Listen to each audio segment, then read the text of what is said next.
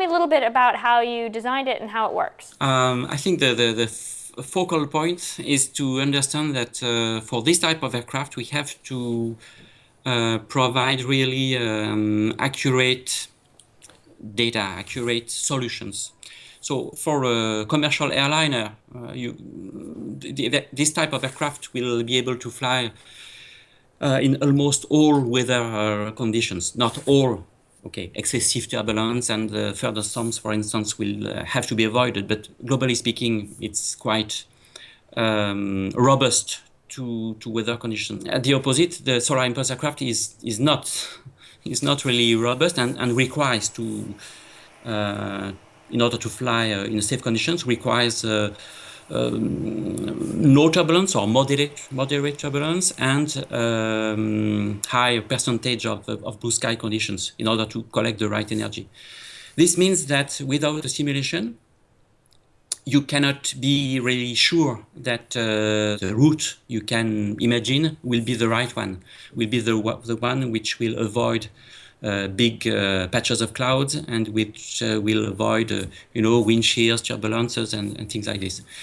So the simulation tool is really a good solution to anticipate, to provide the pilots and the whole MCC team with the best possible routes, taking in account ATC constraints, and taking in account also some advisors from the weather team.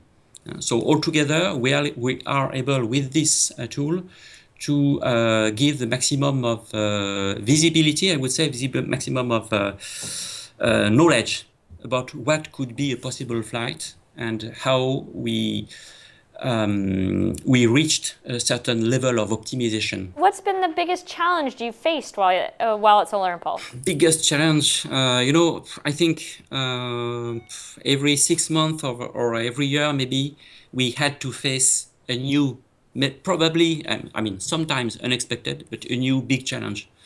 So sometimes it was how to, maybe 2005, how to provide the team with realistic virtual flights.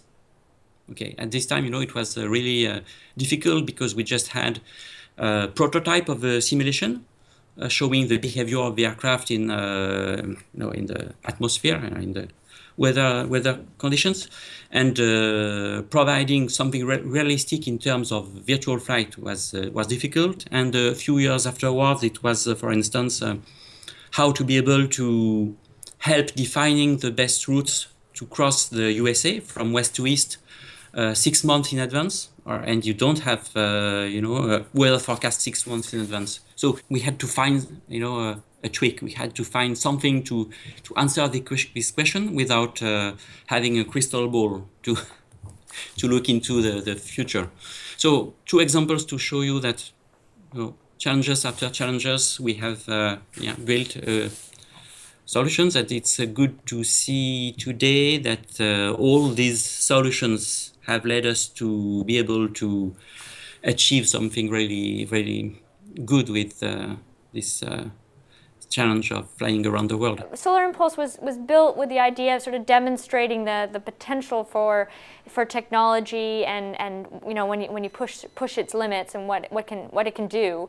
Are there any applications in the work that you've done that you see sort of fitting into the broader world? The work we have done for Solar Impulse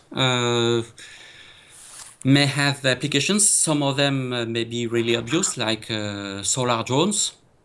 Some of them are maybe not so obvious, like intelligent vehicles. And I'm a bit fascinated by this question of autonomous and intelligent vehicles, because I wonder what will be the type of intelligence we will put into vehicles. Will the vehicle be able to decide if it's better to have, how to optimize a type of accident, for instance? Imagine that the accident is impossible to avoid. How do you feel about the project coming to an end? I think it's not an end. It's the beginning of something new. It's the beginning of new era of clean technologies, and probably the involvement of deep innovation into less pollution projects, and projects leading to less pollution, projects leading to more efficient use of energy. So no, it's not the end, it's just the beginning of something really new.